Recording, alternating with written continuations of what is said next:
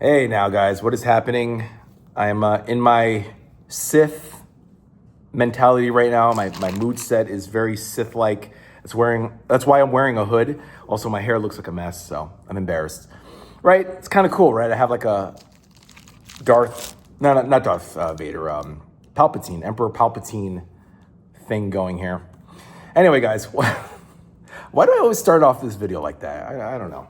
It's like being a little goofy, but anyway, hey, so I'm here. Let's take two. All right, guys, I'm going to talk about Volume 5 of the original Marvel years from Star Wars, covering issues 74 to 88, and annual number 3, and Return of the Jedi. I should know this off the top of my head, right? All right, take 3.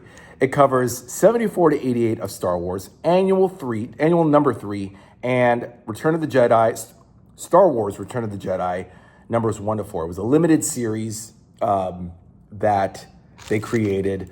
It's interesting, right? The first Star Wars movie and Empire Strikes Back were adapted into the comic book numbering of Star Wars, and then they decided to make Return of the Jedi a limited series, which at the time was actually pretty big, like Vision and Scarlet Witch, Hawkeye, the Avengers West Coast. They all had like a number 1 out of 4 limited series. It's one of those kinds of deals. Actually, let me put on these un-Sith-like glasses and show you what I mean. First of all, I want to start off by saying I love the adaptation of the of Return of the Jedi. Here, so like up here, this is Return of the Jedi. See, back in like 83, 84, they had the number 4 in a 4-issue limited series kind of deal at the top. Great artwork, by the way, by Al Williamson, and inks by Carlos Garzon. At one point, I think even like Ron Frenz and Tom Palmer also joined in. Look at this, like a big splash page. And it's funny how incongruous it is to have, and the same with the first Star Wars and Empire Strikes Back. Al Williamson did the artwork, especially Empire Strikes Back. The artwork and even the storytelling itself is so much darker from the adaptation, and then they get back to the normal monthly series of Star Wars, and it's like night and day. It's like a child writes the regular Star Wars series, especially after Return of the Jedi. You got Joe Duffy back on writing, and then you got, who's this? Ron Frenz. I actually like Ron Frenz's artwork in the Marvel comics, but with Star Wars, especially coming after Return of the Jedi, it's like, it's like a child drew this, and the writing is so silly. Yeah, we get Boba Fett. He comes back. Turns out Boba Fett didn't die during Return of the Jedi. Oops, if I spoiled that for you.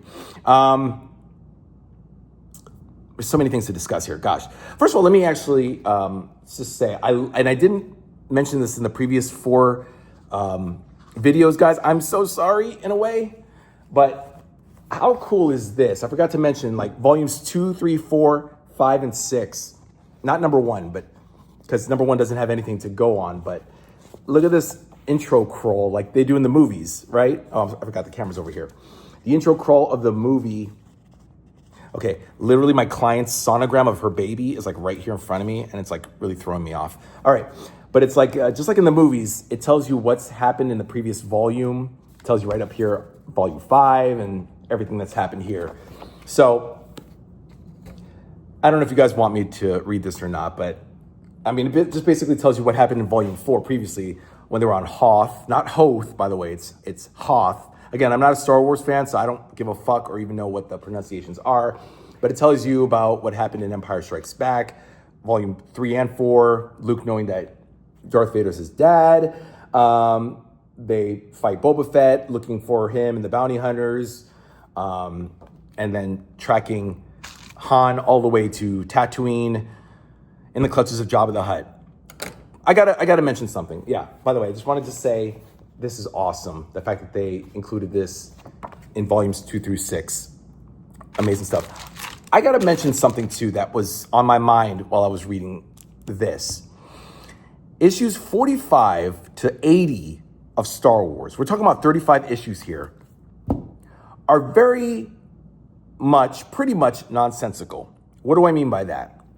So at the end of issue 44 of Star Wars, which is the 6th part of Empire Strikes Back, they literally say, and again, I don't even know if it's in the movie. I got to watch the movie again. Lando and Chewbacca are going to they're going to go rescue Han on Tatooine, right? To save Han from Boba Fett and Jabba the Hutt. And Luke even says that he and Leia will join them later at Tatooine to rescue Han.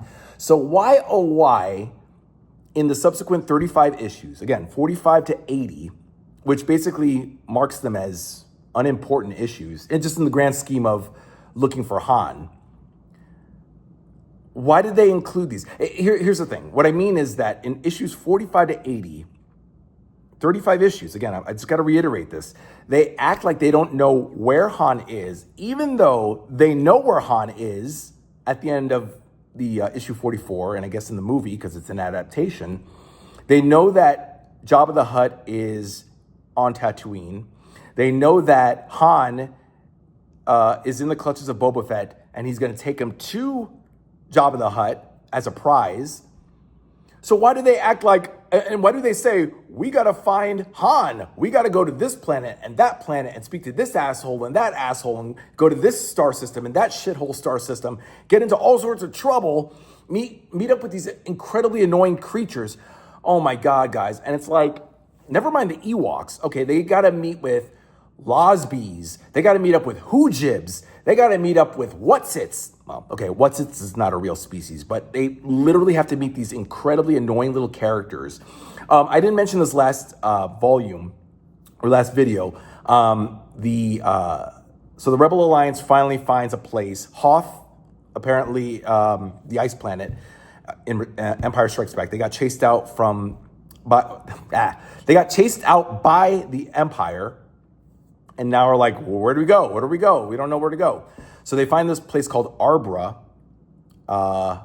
and it's a jungle planet, which they find hospitable. What was it? It was like the issue, was it 73 or was it, no, it was, I think, I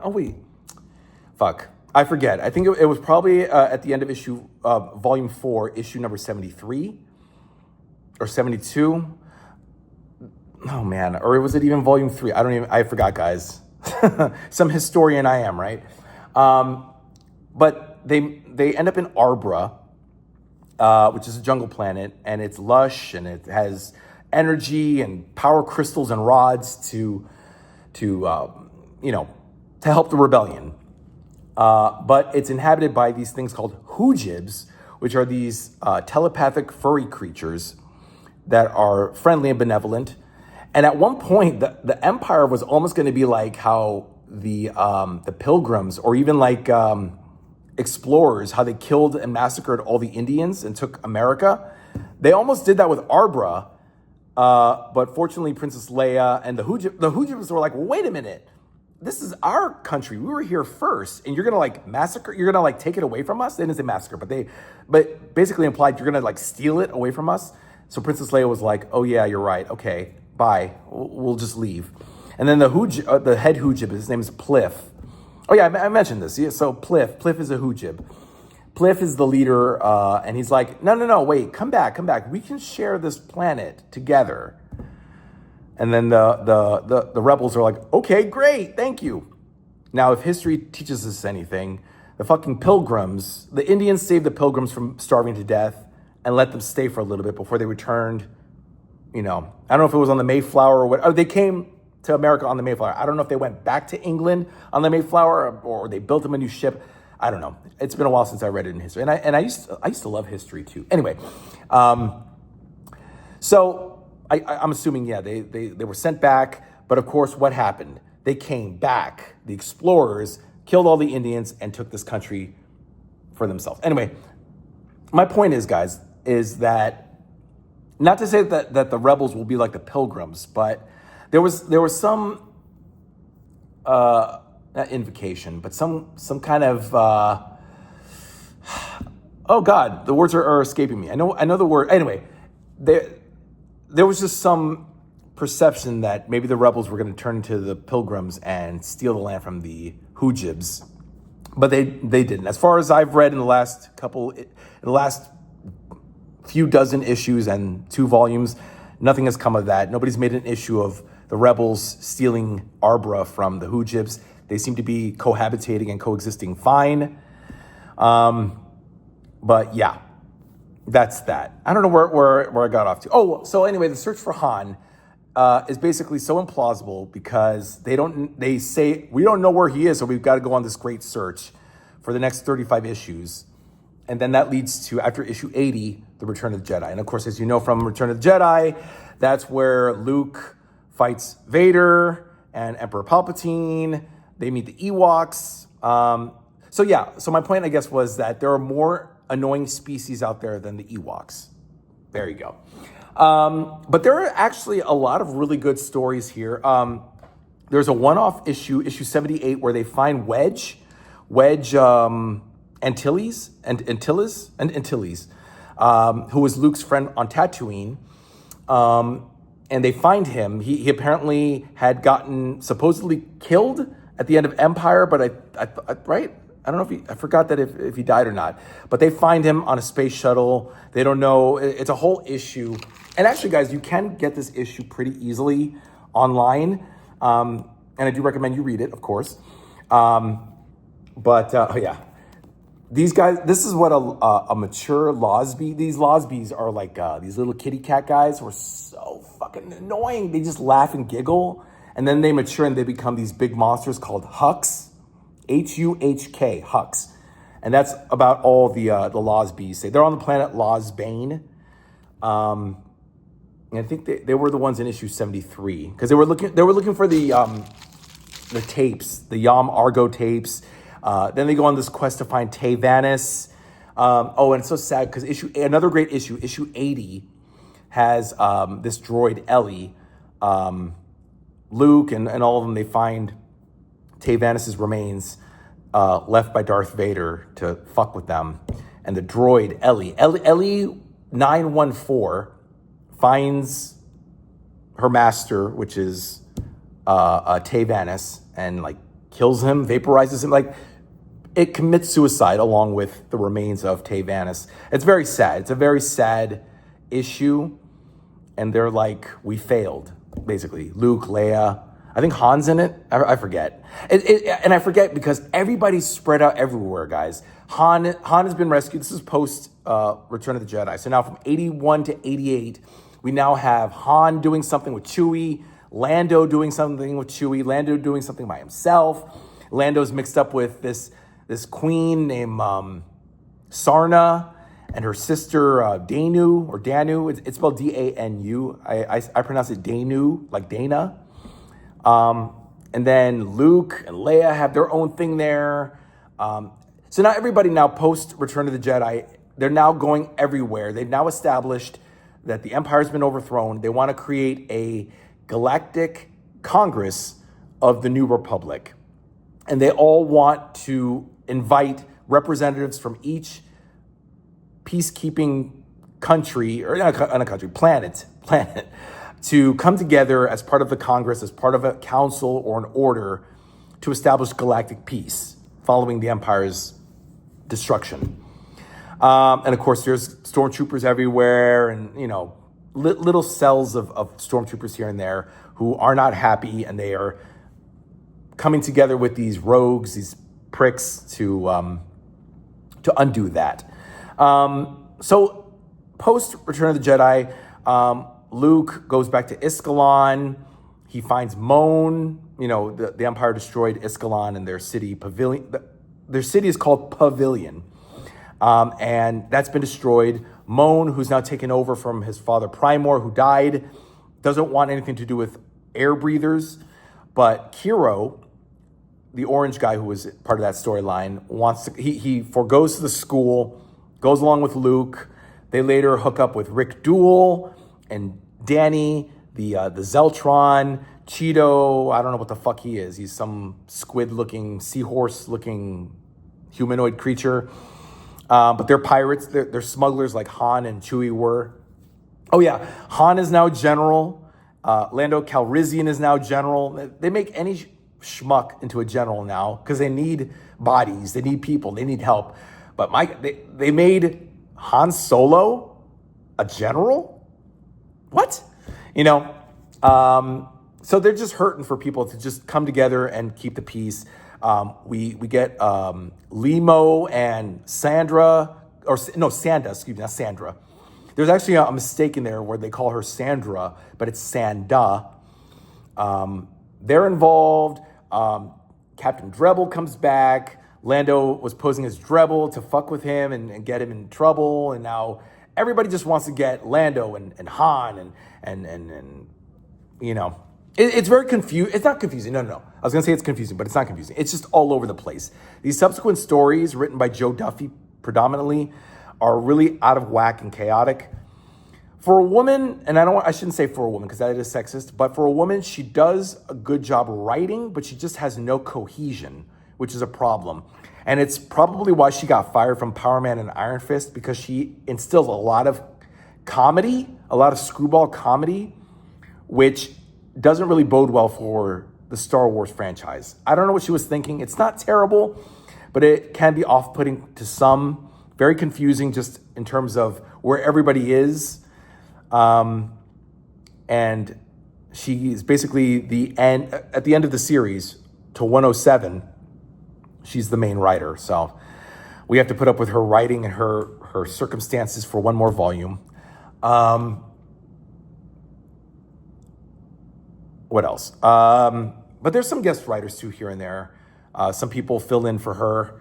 And it's like a world of difference. It's like, wow, what a breath of fresh air. Archie Goodwin, by the way, I didn't mention. Archie Goodwin adapted Return of the Jedi. Return of the Jedi in the limited series.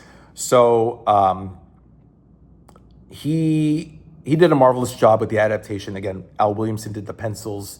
I enjoyed that. And then, of course, once that's done, we go back to the regular issues, starting with 81. And it's like, geez, this is like night and day. I wish they would have kept Archie on board, but I think Jim Shooter was like, nah, Archie, you're too old. You're like from the 70s. Your style of writing is very 70s, so we got this, thanks. That's what I got. I imagine Jim Shooter was like a huge prick. Most of the editors and chiefs like Joe Quesada and Bob Harris were pricks, you know. So I guess that's it, guys. I don't know. I feel like I'm missing something. This volume, it even says it right here in lieu of the years. It says here, the stories take place before, during, and after episode 6, which is true.